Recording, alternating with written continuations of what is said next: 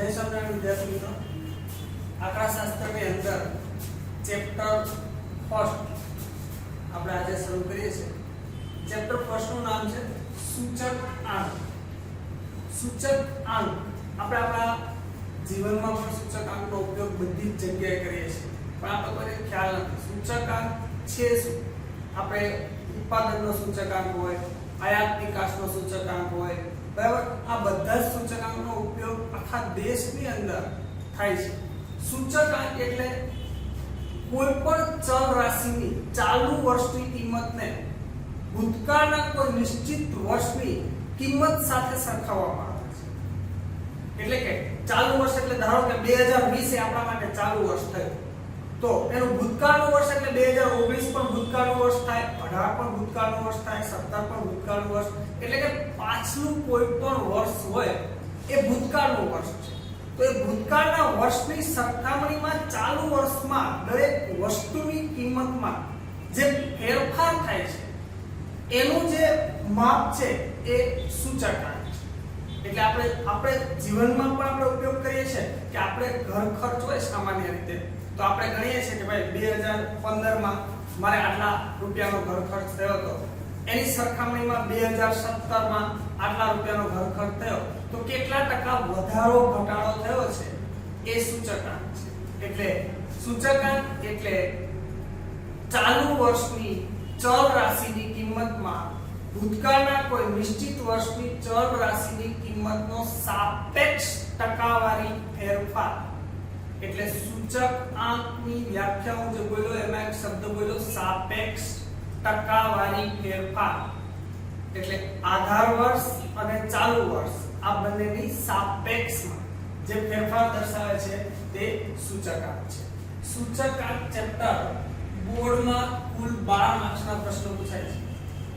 એમાં વિભાગ A માં 1 માર્ક્સ, વિભાગ B એમાં પણ 1 માર્ક્સ, વિભાગ C એમાં 2 માર્ક્સ, વિભાગ D એમાં 3 માર્ક્સ અને વિભાગ F એમાં 5 માર્ક્સ. વિભાગ E માં એક પણ સવાલ ચેપ્ટર ફર્સ્ટ માંથી નથી પૂછાતો, બરાબર. આ વસ્તુ તમારે બધાએ ખાસ યાદ રાખવાની. એમાં આપણે MCQ હોય, B માં 1 માર્ક્સનો પ્રશ્ન હોય, C માં 2 માર્ક્સના નાના દાખલાઓ હોય, D માં 3 માર્ક્સનો દાખલો હોય અને F માં 5 માર્ક્સનો દાખલો હોય. આંકડાશાસ્ત્રમાં સૌથી મોટામાં મોટા માર્ક્સ હોય તો આ વિભાગ F માં 5 માર્ક્સના દાખલા પૂછાય, એનાથી વધારે એમાં માર્ક્સ ન હોય. તો દરેક વિભાગમાં એક જ પ્રશ્ન આવશે. એટલે વિભાગ A માં એક પ્રશ્ન, વિભાગ B માં એક પ્રશ્ન, વિભાગ C માં એક પ્રશ્ન, વિભાગ D માં એક પ્રશ્ન અને વિભાગ F માં એક પ્રશ્ન. તો આ થયો આપણો આંકડાશાસ્ત્રના પહેલા ચેપ્ટરનું કુલ ભાર ગુણ કે આટલા માર્ક્સનું ગુણમાં પૂછાવાનું છે. હવે આપણે આ ચેપ્ટર શરૂ કરીએ તો એમાં અલગ અલગ ઘણા બધા સૂત્રો છે. એ સૂત્ર હું તમને હમણાં એક PDF ફાઇલ મોકલું છું. એ બધાએ સૂત્ર લખવાના છે. દરરોજ એક વખત, ઓછામાં ઓછું એક વખત તો આ સૂત્ર વાંચવાના અને લખવાના જ છે. 365 દિવસ આ વસ્તુ યાદ રાખજો, નહીં તો સૂત્ર ભૂલાઈ જશે. દાખલો આવડતો હશે, સૂત્ર ભૂલાઈ જશે. એટલે દરરોજ એ સૂત્રને યાદ રાખવાનું. આપણે આજે સૂચકાંકની અંદર જે સામાન્ય સૂચકાંક શોધવાનું સૂત્ર છે એ સૂત્ર છે સૂચકાંક બરાબર ચાલુ વર્ષની ચલ રાશિની કિંમત છેદમાં આધાર વર્ષના ચલ રાશિની કિંમત ગુણ્યા 100. ચાલુ વર્ષની ચલ રાશિની કિંમત શબ્દ યાદ રાખવાનો. એટલે ચલ રાશિ એટલે દરેક વસ્તુઓના અલગ અલગ ભાવ હોય. ઘઉં, ચોખા, બાજરી, જુવાર એ બધી ચલ કહેવાય. એ ચલ રાશિઓના ભાવ આપેલા હશે. છેદમાં આવે આધાર વર્ષની ચલ રાશિની કિંમત, એના ભાવ કે કિંમત આપેલી હશે. એટલે કે ચાલુ વર્ષ 2020, આપણું આધાર વર્ષ લઈએ આપણે 2015, તો 2015 ની જે કિંમત હોય એ છેદમાં ગુણ્યા 100. હવે સૂચકાંક એટલે ઇન્ડેક્સ નંબર અને એને દર્શાવાય I થી. એટલે I બરાબર ચાલુ વર્ષનો ભાવને P1 કહેવાય. ભાવ એટલે પ્રાઇસ P1 અને આધાર વર્ષનો ભાવ એટલે P0. ચાલુ વર્ષ આવે તો 1 આવે અને આધાર વર્ષ આવે તો 0 આવે. આ વસ્તુ તમે એકદમ મગજમાં રાખજો. ભાવ હોય તો p આવે. હવે જથ્થાનો પણ સૂચકાંક આવે. જેમ ભાવનો આવે એ જ રીતે જથ્થાનો સૂચકાંક આવે. જથ્થો એટલે ક્વોન્ટિટી તો q આવશે. બીજો કોઈ ફેરફાર ના આવે. ચાલુ વર્ષની ચલ રાશિનો જથ્થો એ આવી જાય અને આધાર વર્ષની ચલ રાશિનો જથ્થો બદલાઈ જાય. ખાલી શબ્દ કિંમતની જગ્યાએ જથ્થો થઈ જાય. જથ્થો એટલે ક્વોન્ટિટી તો અહીં p ની જગ્યાએ q થઈ જશે. q1 છેદમાં q0 ગુણ્યા 100.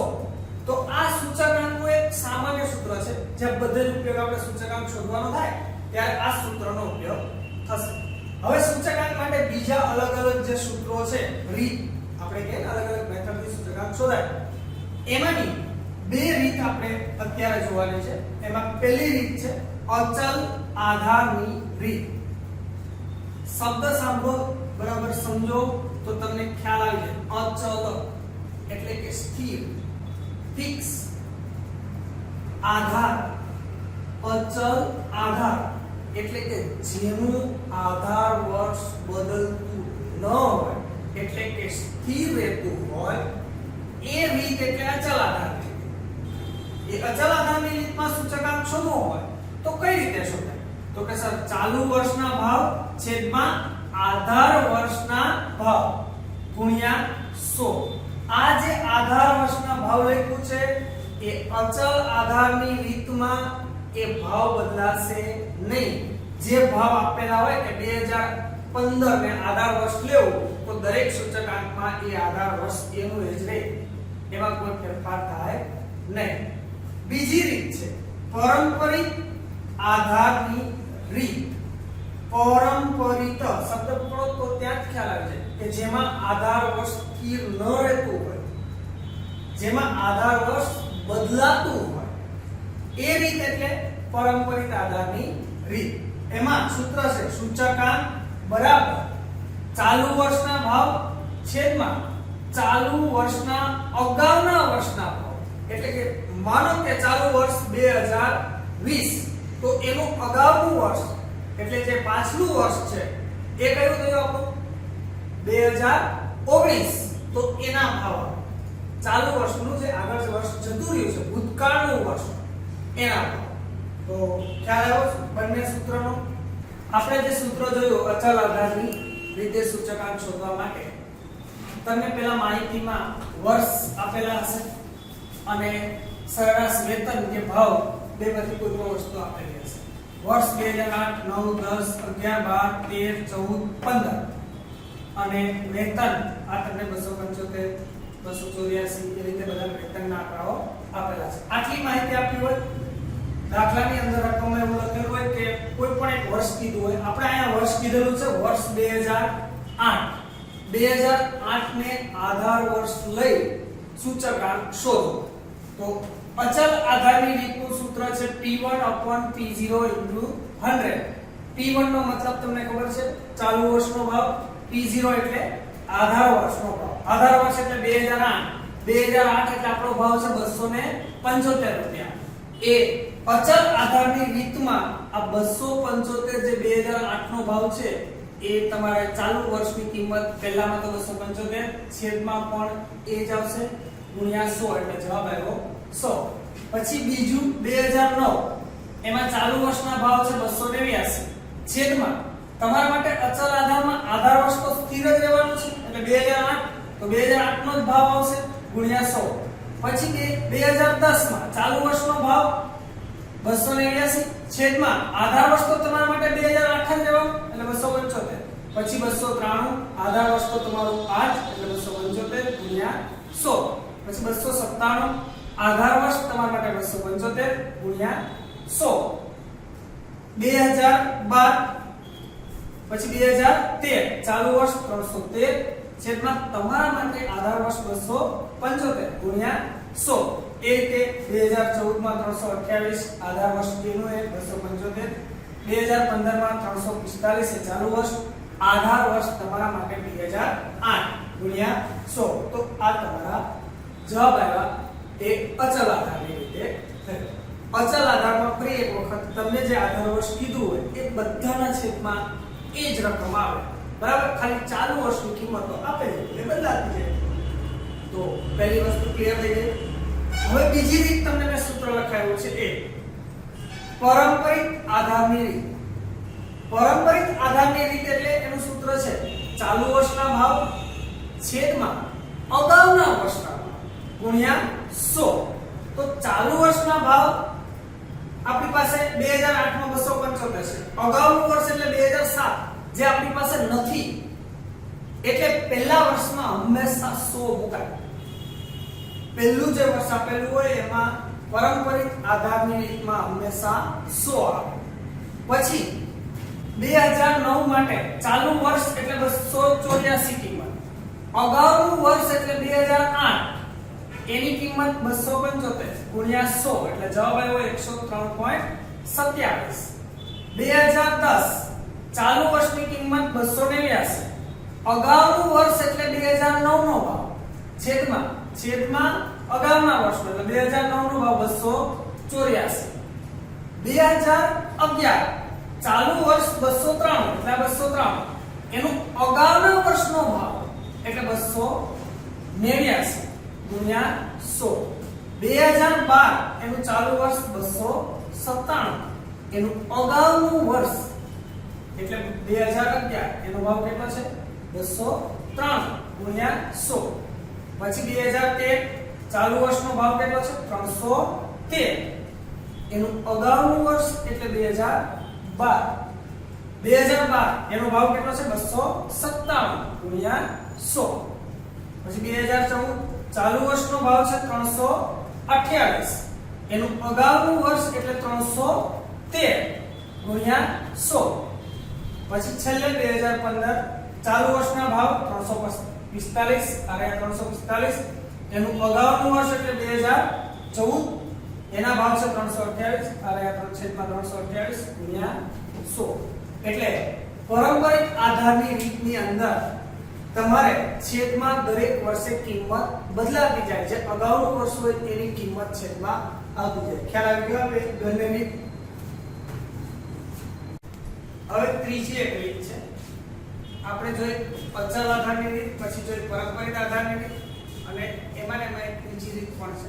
કે દાખલાની અંદર એવું લખેલું છે કે 2011 થી 2013 ના સરેરાશ ભાવનો ઉપયોગ કરી સૂચકાંક શોધો. તો આમાં કોઈ નવું નથી, એકદમ સિમ્પલ શબ્દ છે.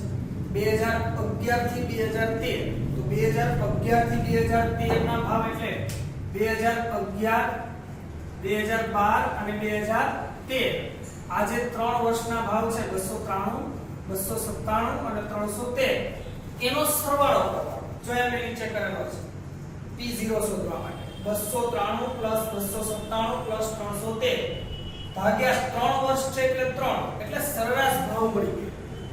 હવે સરેરાશ ભાવ મળી ગયો એટલે સૂચકાંક શોધવા માટે P1/P0 100.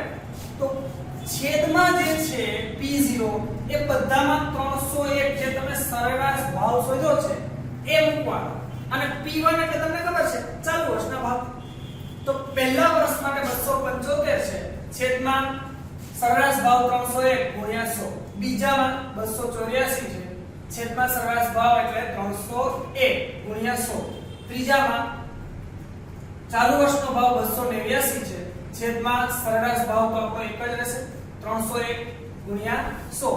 પછી એના પછી 293 એ ચાલુ વર્ષનો ભાવ છે છેદમાં સરેરાશ ભાવ 301 ગુણ્યા 100. પછી 297 એ ચાલુ વર્ષનો ભાવ છે છેદમાં 301 એ સરેરાશ ભાવ ગુણ્યા 100. એવી રીતે એના પછીના વર્ષમાં 313 એ ચાલુ વર્ષનો ભાવ છે છેદમાં સરેરાશ ભાવ 301 ગુણ્યા 100. પછી 328 એ ચાલુ વર્ષનો ભાવ છેદમાં 301 ગુણ્યા 100. છેલ્લા વર્ષમાં 345 આ છેલ્લા વર્ષની કિંમત 345 એ ચાલુ વર્ષની છે અને છેદમાં સરેરાશ 301 ગુણ્યા 100. એટલે સરેરાશ કોઈ પણ જગ્યાએ કીધું હોય કે સરેરાશના આધારે સૂચકાંક શોધો તો જેટલા વર્ષ કીધા હોય એટલા વર્ષના ભાવનો સરવાળો કરી અને એટલાથી ડિવાઇડ કરી દેવાનો એટલે તમને સરેરાશ ભાવ મળી જશે. તો ત્રણે ત્રણ રીત તમને ખ્યાલ આવી ગયો હશે. અચળ આધાર, પારંપરિક આધાર અને સરેરાશ.